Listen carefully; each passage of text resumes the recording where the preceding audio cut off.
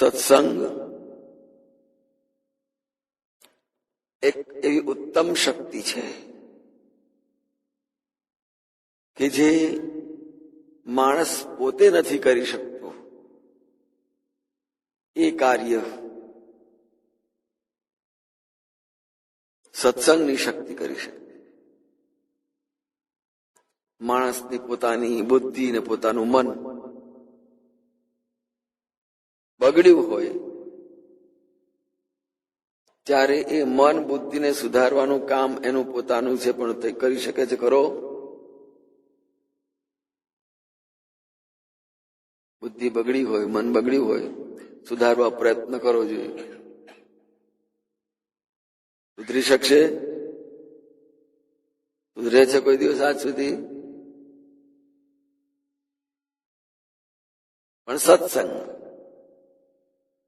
સત્સંગ એને અવશ્ય સુધારે, વિચારોમાં પરિવર્તન લાવશે, બગડેલી બુદ્ધિને ધોઈને સાફ કરશે. એનું નામ છે સત્સંગ. સત્સંગની ક્યારેય પણ જીવનમાં ઉપેક્ષા ના કરશો. સત્સંગ એ સત્સંગ જ છે અને એની શક્તિ એટલે અજાયબી છે કે માણસ પોતે પોતાનામાં પરિવર્તન નહીં લાવી શકે, ગમે એટલો પ્રયત્ન કરશે તો પોતાનું મન અને પોતાનામાં પરિવર્તન પોતે જ ન લાવી શકે. કેટલી બધી ભયંકર શક્તિ છે કે માણસને અવળે માર્ગે લઈ જનારી બુદ્ધિ અને મન હાથમાં રહે જ નહીં, એને પોતાના ના રહે. એને ઈચ્છો એક મારે છોડવું છે, પણ પાછા મિત્રોની કંપનીથી જ એટલે ના પીવું જ છે, જોઈશે. એનું મન, એની બુદ્ધિ એ પોતે પાછા નહીં વાળી શકે. સહેજ વાતમાં લલચાઈ જઈને ભાગી જશે. પણ સત્સંગ એક એવી અમોઘ શક્તિ છે, માણસને પાછો વાળી લાવશે. સત્સંગ દ્વારા એના મન બુદ્ધિને એવા કરશે કે એના જીવનમાં યુ ટર્ન વાગી જશે. ચાલો અહીંથી પાછા વળો. યુ ટર્ન કાપવાની તાકાત એકમાત્ર સત્સંગની છે. ચાલ પાછો વળ અહીંયાથી જ વળી જાય. એવા કેટલાય દાખલાઓ છે, વર્તમાન કાળમાં એવા કેટલાય દાખલાઓ છે. ભૂતકાળની આપણી ધર્મકથાના ઇતિહાસોમાં પણ એવા કેટલાય દાખલા છે. અને યુટર્ન વાગી ગયા પછી એને પોતાને એટલો બધો ખીલે એવા માણસ કે વાત ના પૂછો. કારણ સત્સંગે એની ભૂલ સુધારી, સત્સંગે એની બુદ્ધિ સુધારી, એનું મન સુધારી નાખ્યું. સત્સંગનો મહિમા જેટલો ગાઈએ, જેટલો સમજીએ એટલો ઓછો પડવાનો છે. એટલે ક્યારે પણ બુદ્ધિમાં મનમાં એમ ના વિચારશો અત્યારે કઈ સત્સંગ કરવાનો કઈ સમય છે જુવાનીમાં, ગયડા થઈશું પછી પાછળથી કરીશું. એ ભ્રમ છે, ભ્રાંતિ છે, ભૂલ છે. જાગ્યા ત્યારથી સવાર. કેમ મા બાપ એમ નથી વિચારતા કે જયારે મોટો થશે પછી સ્કૂલે ભણવા મોકલીશું? કેમ 2.5 વર્ષે સીધા કેજીમાં પ્લેમાં મૂકી દે છે? અત્યારથી જાગ્યા ત્યાંથી સવાર. તો આપણા મનને, આપણી બુદ્ધિને પણ એ જ રીતે સત્સંગમાં વાળી દો જ્યારથી જાગ્યા ત્યારથી સવાર. અત્યારે જુવાની છે, સત્સંગની શી જરૂર છે કે મંદિરમાં જુવાની કઈ મંદિરમાં જવાનો ટાઈમ છે? ગયડા થઈશું ત્યારે જઈશું. પણ એ સમયે પણ એટલું યાદ રાખો કે એ સમય ઘડપણનો સમય હાથમાં આવશે. કેમ? આ ખાનપાન એવા છે, ક્યાંક આંચકો આવી ગયો તો, આ બાઈકોની દોડ એવી છે, ક્યાંક ભટકી પડ્યાનું પૂરા થઈ ગયા તો જીવન હાથમાં નહીં રહી. એટલે જાગ્યા ત્યારથી સવાર, જ્યાંથી સમજાયું ત્યાંથી એ બેસી ગયા. સત્સંગ એ જીવનની અંદર ચડી ગયેલા ઝેરને ઉતારવા માટેનું અમૃત છે. સત્સંગની તોલે કશું જ નહીં આવી શકે. આપણું જીવન પણ એની તોલે નહીં આવી શકે. આપણા જીવનને સુધારવા માટેનું સાધન છે સત્સંગ. એટલે સત્સંગ માટે જેટલા વહેલા જાગૃત થઈ ગયા એટલું તમારું જીવન તમારા હાથમાં આવી ગયું. તમારું જીવન તમારા હાથમાં જ નથી હોતું. ક્યાંક કોકના હાથમાં ભટકતું છે, ક્યાંક પડીકામાં ભટકતું છે, ક્યાંક પીવામાં ભટકતું છે, ક્યાંક રખડવા રમવાની અંદર ખોટી કુટેવ, ખોટી આદતો, ખોટા સંસ્કારમાં ભટક્યા કરતું છે. વિવેકાનંદજી છે, નાની ઉંમરથી જાગી ગયા. ફક્ત 34 વર્ષનું જ આયુષ્ય હતું, પણ 34 વર્ષમાં શું કરી લીધું એમણે? કેટલું કરી લીધું? એમણે એમ નહોતું વિચાર્યું કે જયારે ગરડા થઈશું ત્યારે મંદિરે જઈશું, સત્સંગ કરીશું, ભગવાન નામ. અત્યારે કઈ ભગવાન નામ દેવાનું આ કઈ ટાઈમ છે? જેટલા આગળથી જાગ્યા, જેટલા ચેત્યા એટલા જલ્દી આગળ પહોંચી ગયા. 32-34 વર્ષની ઉંમરે તો વિશ્વમાં ડંકો ઉગાડ્યો. તો આજે નહીં કાલે કરીશું એની ઉપર વાત કોઈ દિવસ ન મુકાય. જે કરવું હોય, જે કઈ સત્કર્મ કરવું હોય તે અત્યારે જ કરી લો, આપણા હાથે જ કરી લો.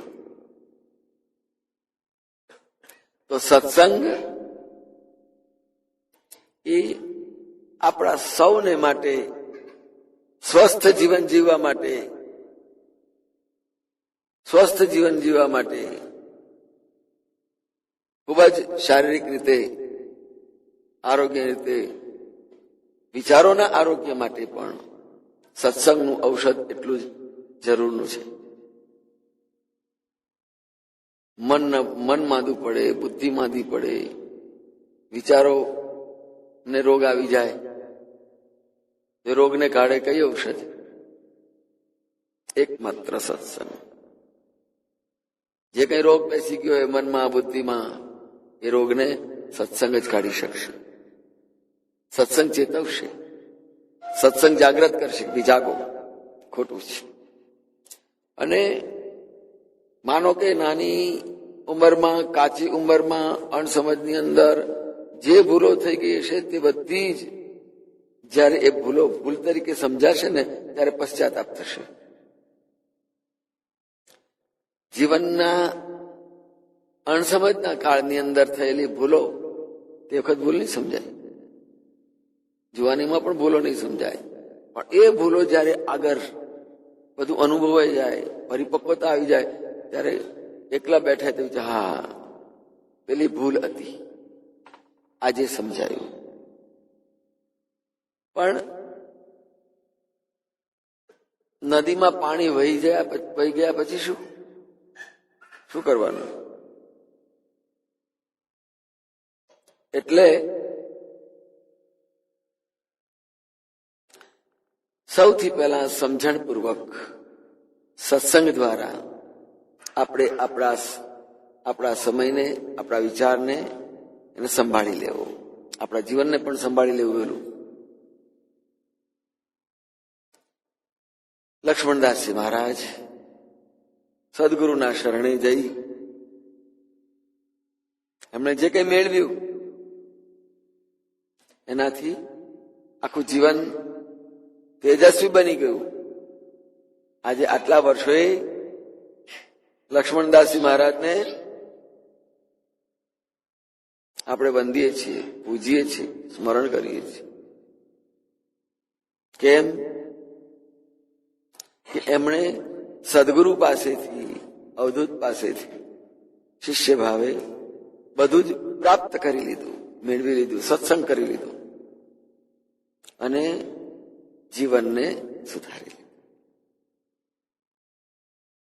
કચરા પેટીમાં કચરો પડ્યો હોય અને કચરા તરીકે જ એની કિંમત આવવાની હોય, કચરા તરીકે જ ફેંકાઈ જવાનું હોય, પણ કોઈક જાપાનીઝ માણસ આવ્યો, કચરા પેટીના બધા કચરા જુદી જુદી રીતે ઉઘરાવી ગયો અને કચરામાંથી એને કંઈક નવું સર્જન કર્યું. એ જાપાનના લોકોનો સ્વભાવ છે, કચરામાંથી પણ એક સર્જન કરે. તો આપણું જીવન આપણા કચરા જેવા વિચારો, કચરામાં પડેલી આપણી બુદ્ધિ, એને સદગુરુ જેવા બહાર કાઢી લાવે અને એને ઘાટ આપી નવું સર્જન કરી નાખે. અને ઓહો, આટલી બધી વસ્તુ, આટલું બધું કામ લાગશે આ વસ્તુ.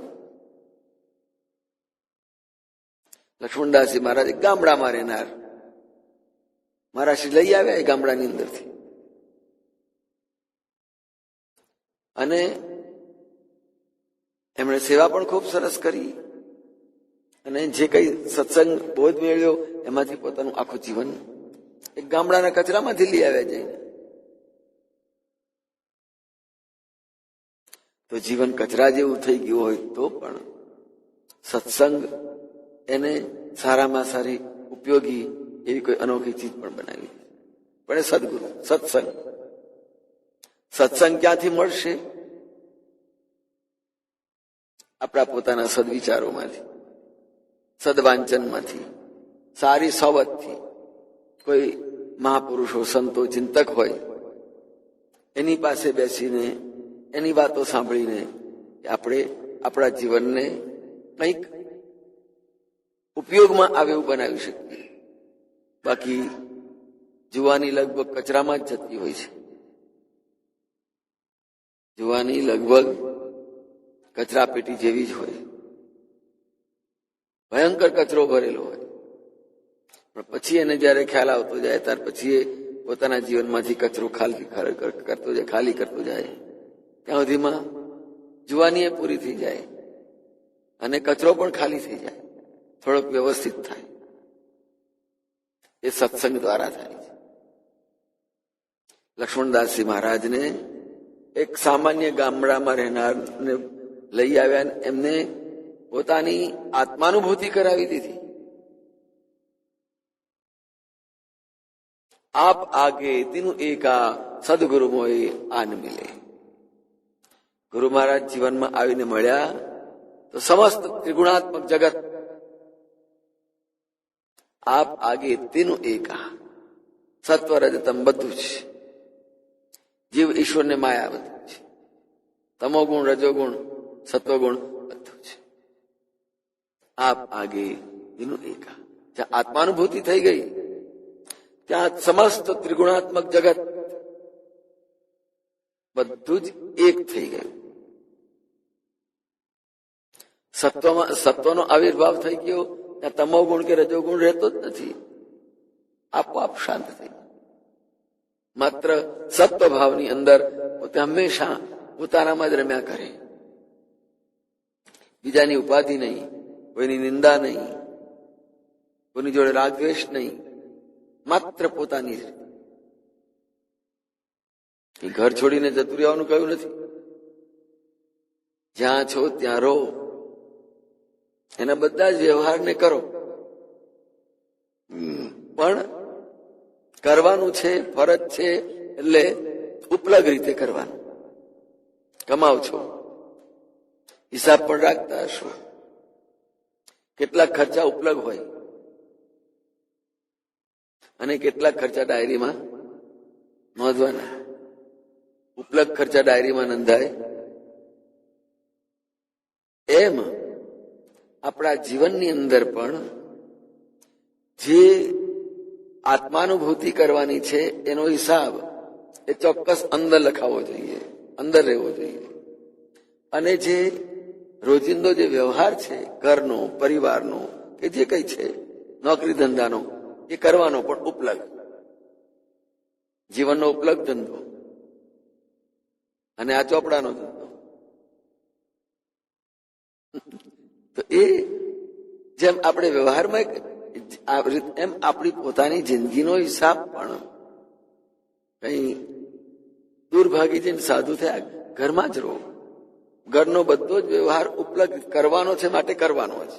એમાં વેઠ પણ નહીં, આળસ પણ નહીં, કરવાનું બધું જ, પણ એમાં લગાવ નહીં. અને જ્યારે આપણું આત્મચિંતન કરતા હોઈએ અને પોતાની અંદર સ્થિતિ કરીને ત્યારે એ જે લખાય અને જે દ્રઢ થાય.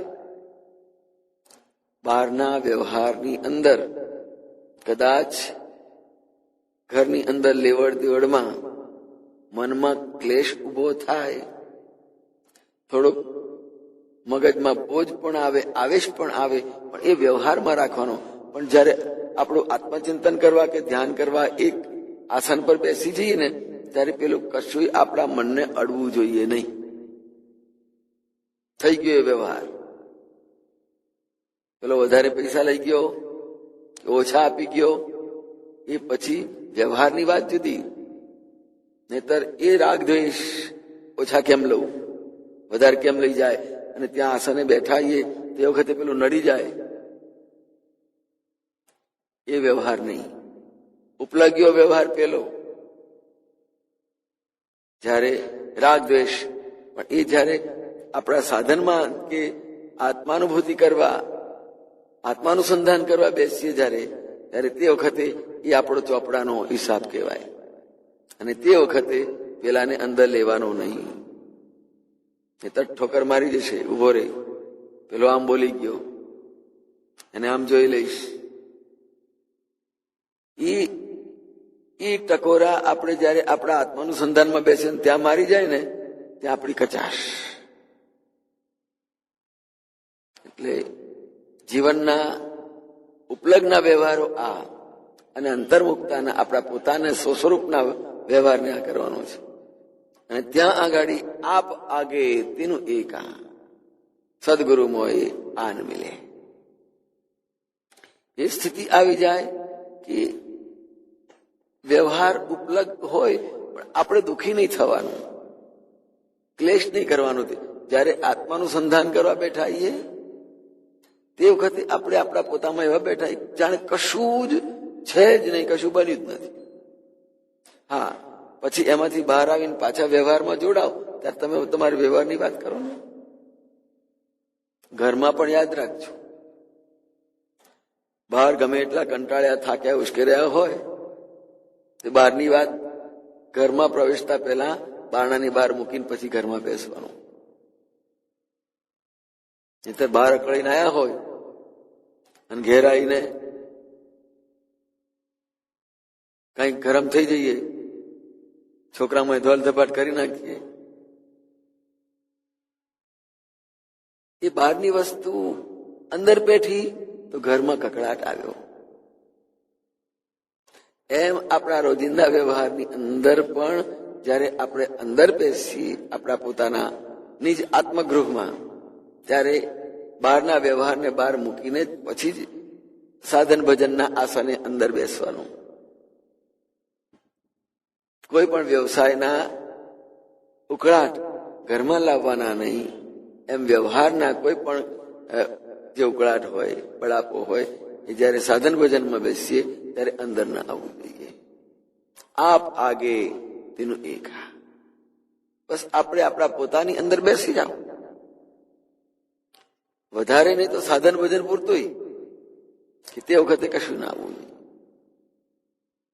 ઘરની અંદર એસીમાં બેઠાઈએ તો બહારનો કોઈ પણ તાપ, તડકો કે ગરમ હવા કે પરસો કશું અડે નહીં. એમ આપણે આપણા પોતામાં જયારે ધ્યાનમાં અંદર બેસી જઈએ ત્યારે સંસારના કોઈ તાપ, પરસેવો આપણને ના કરે. આ છે આત્માનુસંધાન. સુરત શબ્દ એક તાર હુઆ. એટલે આજે કઈ સાંભળ્યું છે તે અને મારી સમજ એ બે ભેગા થઈ ગયા. એમાં આનંદ આવ્યો, સમજણ પડી. સુરત શબ્દ એક તાર હુઆ. રસ પડ્યો, આનંદ આવ્યો, સમજાયો અને એ પ્રમાણે અનુભવાયો. સુરત શબ્દ એક તાર હુઆ. હવે જ્યાં આજે સત્સંગ સાંભળ્યો અને જે વિચારો એમાંથી સમજાયા એ આપણે લઈ લીધા, સમજી લીધા.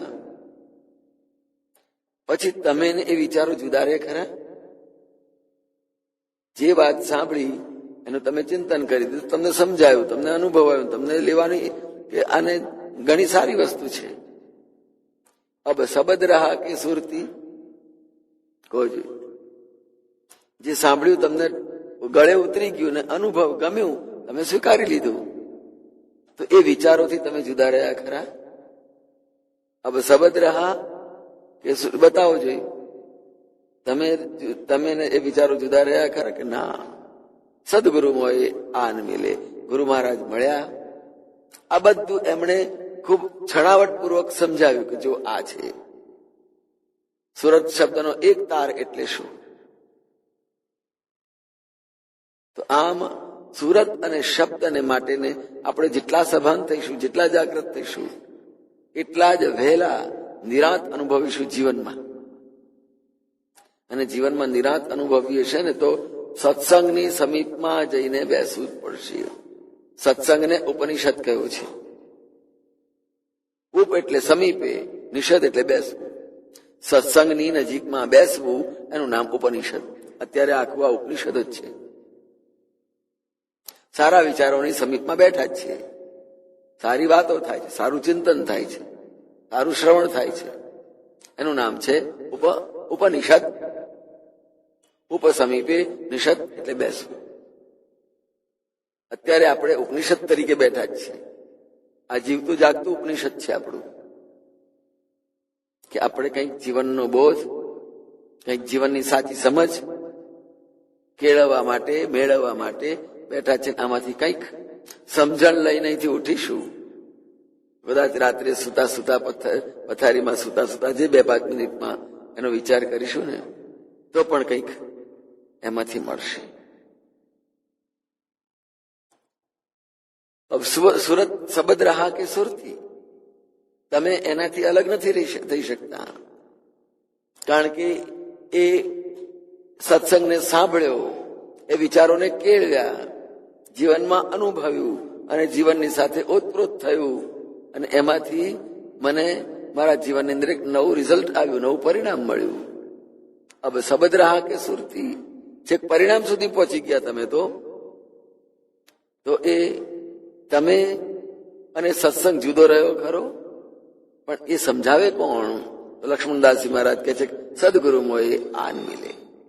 મારા જીવનમાં ગુરુ મહારાજ મળ્યા ને તબ આપ આગે તેનું એક. બસ બધું જ સમદ્રષ્ટિને શીતળ સ્વભાવ આવી ગયો. દરેકના પ્રત્યે શીતળતા, મનના સ્વભાવની અંદર આક્રોશ, આવેશ, ઉગ્રતા નહીં. દરેકને માટે સમદ્રષ્ટિ. We are all equal in sight of God. બસ આટલું સમજી રાખવાનું. ભગવાનની દ્રષ્ટિમાં કોઈ ઊંચો નીચો, નાનો આગો પાછો નથી. બધાને એક જ રસ્તે જવાનું છે.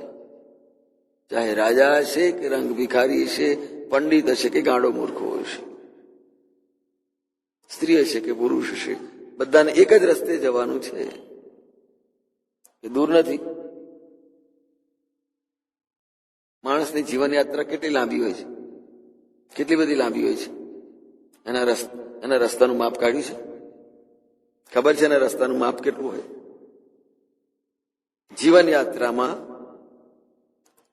જીવનયાત્રાની ના માર્ગનું માપ કેટલું? ઘરથી સ્મશાન સુધી, ઘરથી સ્મશાન. પછી ભલે ગમે એટલું આગળ પાછળ ફરી આવે, પણ જીવનયાત્રાનું માપ આટલું છે. ઘરમાંથી સીધું સ્મશાન. અહીંથી શરૂ થઈ છે યાત્રા અને ત્યાં પૂરી થવાની છે. આ સમજણ કેળવાય ને એનું નામ છે સત્સંગ. એનું નામ છે આપણા પોતાના જીવનની અંદરની આપણી સાચી સમજ. જય મહારાજ.